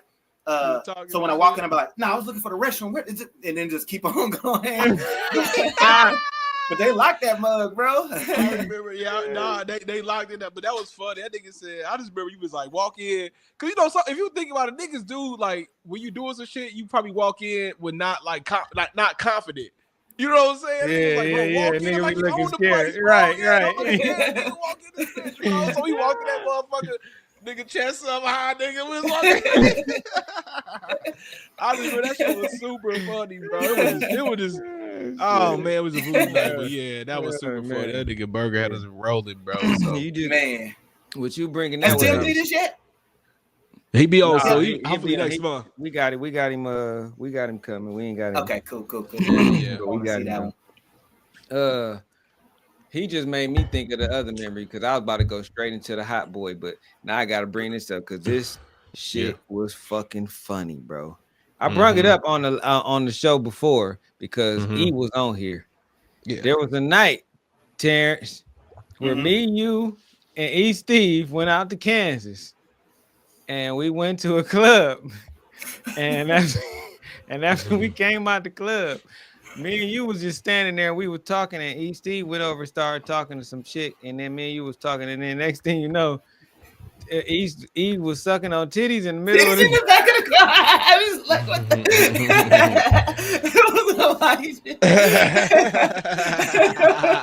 Just out of nowhere, just next to the car, just like I remember this. Like, here you go. I remember that. Yes, bro. That's fucking funny, dog.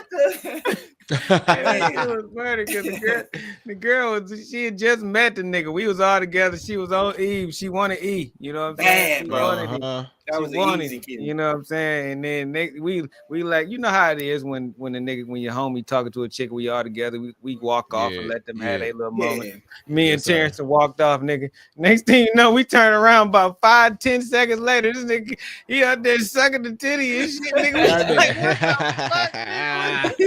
He wasn't playing. What just happened? It was just 10 seconds ago. You know, E talk all smooth. Yeah, you let me. Yeah, that nigga probably just asked him real quick, like a pit, like the sly cat. That nigga he probably just asked, nigga. Like, right? That's funny, bro. Oh man, that's hilarious. That was murder for sure.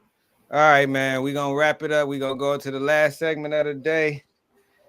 And I gotta put him in a hot seat, T. Oh shit! Here we go, my guy. Hot seat. Now you in a hot seat. All the attention's on you. Yeah, it's on you. Yeah, gotta get him in it, T. Gotta get him in it. Gotta get him in it. Shit. All right, T. Lay it out for him so he know what time it is. All right, Berger. So this is a set we call the hot seat. Obviously, you see all the shit on the screen. So K, I call him. This is his nickname, K. Tarantino Singleton III, because this nigga gets in his bag. And all I'm gonna say is just beware, be ready, because scenario could be a real life scenario, it could be some made up shit. from left field, from right field, from wherever, bro. Just be ready, and you do have to answer this motherfucker, no matter the situation or anything. And then again, these are hypotheticals. So yeah, man, he gonna go ahead and shoot it, and we gonna go with it from there, man. Don't give me that. I hope you. Okay, go ahead. Oh Lord. Okay, so all right, T. So shit. Just like T told T, this is how we doing it. It's hypothetical. I'm finna give it to you. You gotta give me your actual real response. If you were really in this situation, give me your response. Okay. Where you going?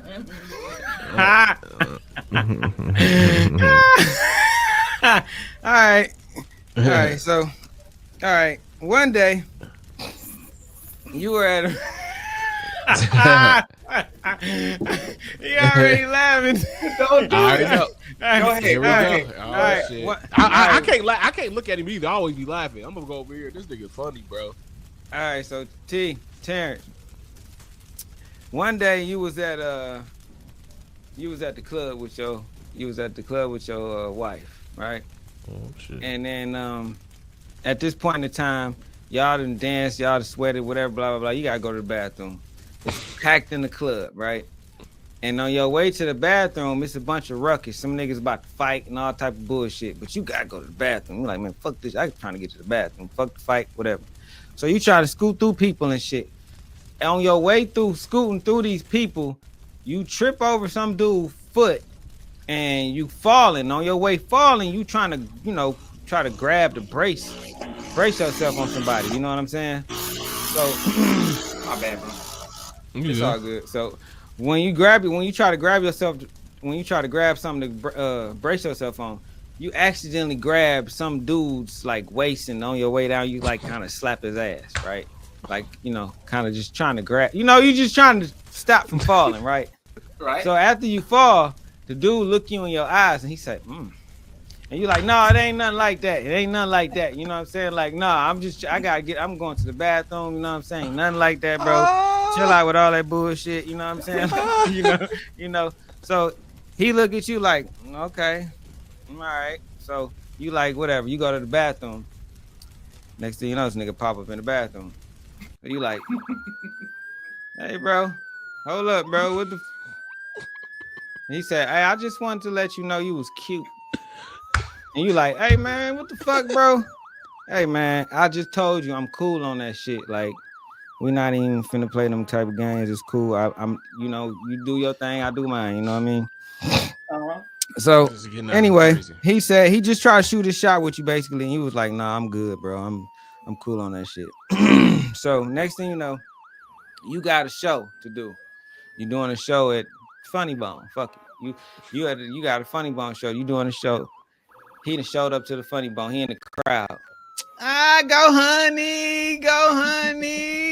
And you like, hey man, what the now you like, all right, bro, this nigga going a little way too fucking far. So let's just say right? He done did that shit he done did it 2 more times. Now he done showed, you see this nigga in the middle of your show, and the 3rd time you doing a show somewhere, he done popped up at this other event, still screaming out this honey bullshit. So now he come at this other show. Before he can even get the honey out, you telling people like, hold on 1 second, I gotta deal with some shit. You just stopped your bid on everything on the stage and everything. So you go up to my man, right?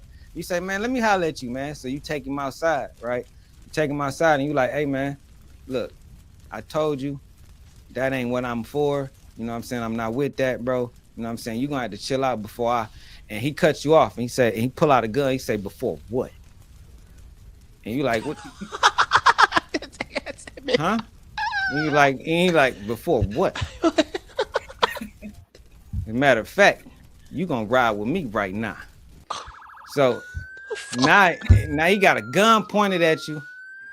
Your homeboy is standing right there, but he got a big ass fofo pointed at you. He telling you gotta ride with him. What are you gonna do? If he gonna take me out, he gotta take me out right there in front of everybody. I'm not getting in the car. You gotta take me out right. I'm not gonna prolong it, bro, because we'll go to the car to what you want me to do when I get in the car. Now I gotta do that. I'm in the car. No, you gotta take me out right here in front of everybody. You see your prolong it? No prolong it. No, you gotta take me right now, bro. You gotta take me now, nigga. Like this ain't gonna work. He said, I had enough, nigga. What the fuck is you doing? I'm reaching for the gun, trying to do a slap or something. I think I ain't getting in the car. Hey, he trying to be a director, nigga. He gonna make that's happen. pretty good.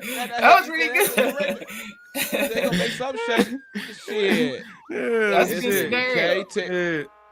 Tarantino. That's a good little plot. I can see that going. All type of stuff. Now the guy is stuck in the car with this guy for the rest of the day. That could be like a Pulp Fiction. Yeah. Pulp Fiction. Motherfucking That's a good idea, bro. You should produce that. Not I will. Man, this nigga. Oh my god. Yeah. This nigga, man. This nigga be having some shit, bro. Some shit. Man. For sure. But nah, man. That was good, man. Yeah. Absolutely, man. It was good seeing you, homie. It was good. Like I said, man. It's always good seeing our folks, bro. Having me. Yeah. Always. I'm glad. Anytime. A lot of stuff I'm gonna use.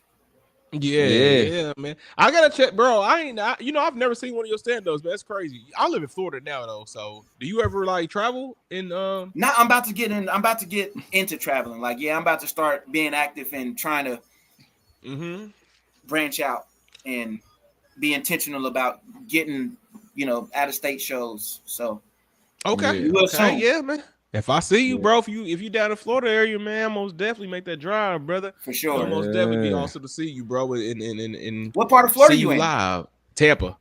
Okay. So it's a funny bone. It's a funny bone here too. So man. So Tampa, hopefully you get down this way. Yeah, man, for sure. But Berg, drop your number in the DM too, bro. I got you. Yeah.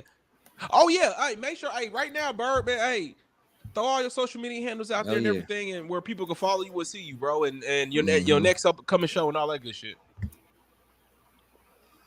Oh, you said say it now or just put it on? My social media is Terence 3 Berger. That's with one TERENCE, the number 3, and then Berger is BERGER. That's on my Instagram, my TikTok. All of it's Terence 3 Berger. There we go. Next show, you got a show coming up anytime? Yeah, this Thursday. I produce a show where it's like stand up and sketches with like local comics. We record sketches ahead of time. It's almost like the Chappelle show, and that like we'll show the sketch that we recorded, and then they'll do their stand up, and then the next comic will show. We pre-record, and it's helping to create synergy in the comedy community here in KC. And a lot of people, they don't have they got these stand-ups, they have sketch ideas, but they don't have anybody to produce them, or this is always an idea, whether they don't have the motivation to get it done or just the access. Gotcha. So it's like, hey, you want to be on my show? Come up with bring one of your sketch ideas. I'll record it, or and that's another thing is I'm learning to delegate and build my team. And like I was a one man, trying to be a one man band where I'm shooting the sketches, editing, banding them, and all that. So now I'm like developing my team, and that's that next level of building a business, building a brand, is delegating, and focus on myself as an artist, and then letting other people. So I hired these guys; they're really good, Brock and RJ. Okay. That's dope. Last question for me.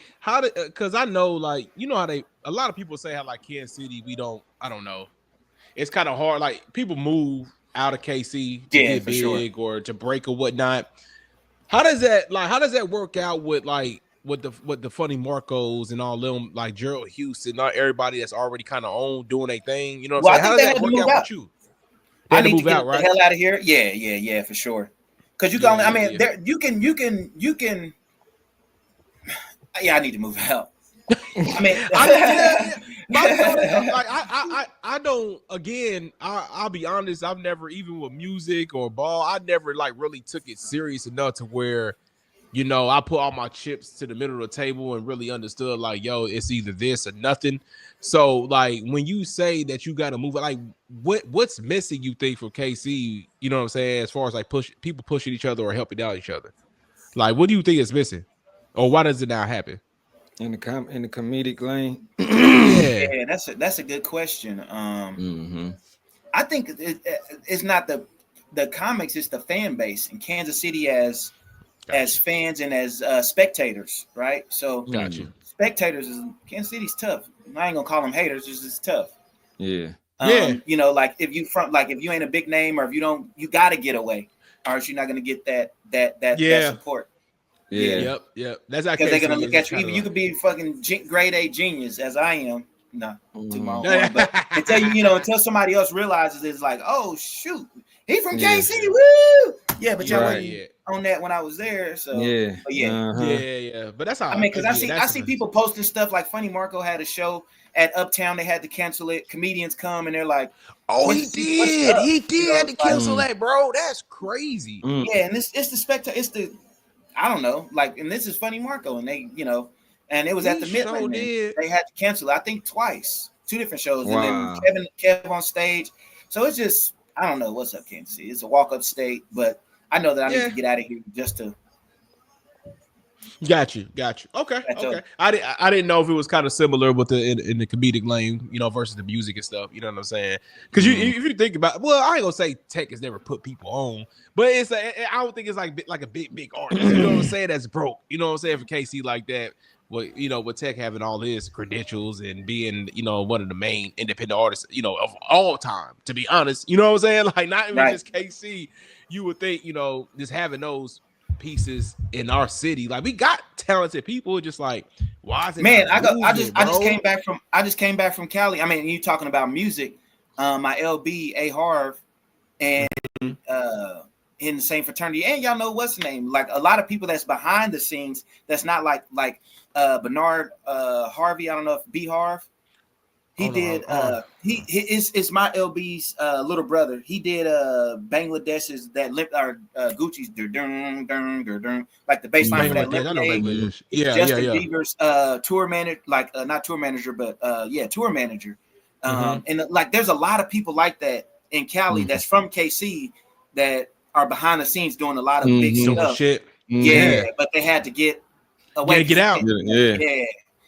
But it's a lot like Genius, like because when I went and visited him and he was playing, he Sir or somebody, my LB, he gigs a lot. He does a lot of gigging because he plays the keys, so he does a lot of like live gigging. And every time I go down there, I'm like, oh, so and so is we can go to this show and do this show and this person. I'm on this show and I'm gonna be doing this. And he's telling me like, oh, this dude's from KC, and just being from KC down there, he's like, oh man. It's like love. Like you get more love from people that's from KC that's doing stuff. Like, oh, you from KC? Yeah, the OT love. Yeah. I got you. Yeah. I got you. It just feel like KC get hit the hardest with that shit. I feel like because I feel like every state has that. I think they do. Like you know what I'm saying? And they do. And I was just about to say they do it. It's the same way, bro. Because you would think like. Living in KC, I used to say the same thing. Like, man, these niggas be hating here, man. Then then when I came back home, I'm like, these niggas be hating like a motherfucker in this bitch. Like, god damn, nigga, you know what I'm saying? And then I noticed even when I went to Houston, they were saying that. When I was in Atlanta, they were saying that. Like, everybody said, but it's just I think it's at a different level in each. You know what I'm saying? State and shit like that. You feel me? Yeah, man. But I think everybody got it for sure. Got you. Yeah, man. Got you. Yes, sir. But man, thank you again, Berger, man. We appreciate thanks for having you. Me, you know what I'm saying, man? It was a great time, man. It was good to catch up as always, man. And everybody, you know what I'm saying? Everybody who watched, enjoyed, and commented. We sorry to see your comments earlier. Keith was in here. issk&t said, "What's up to you?" We just see the comments, man, so that's our bad. But man, everybody, make sure y'all go to all the social media pages. Go KNT. Make sure y'all follow YouTube. You know what I'm saying? IG and all that good stuff. Make sure y'all like, comment, share, subscribe, man. Tell everybody about us, man. And you already know we'll keep bringing that good Berger time. Too. Follow Berger too. Right. Y'all keep going, man. This is great. I'm loving it. I'm loving the show. Keep it going, man. Bro. Yeah, man. Yeah. Hopefully soon, man. I can see. I can pull up to a show or something like that. Hopefully soon. Yeah. But we appreciate you, big dog. Sure. Yes, sir. For sure. All right, man. It was good, man. All right, my dudes. You know it.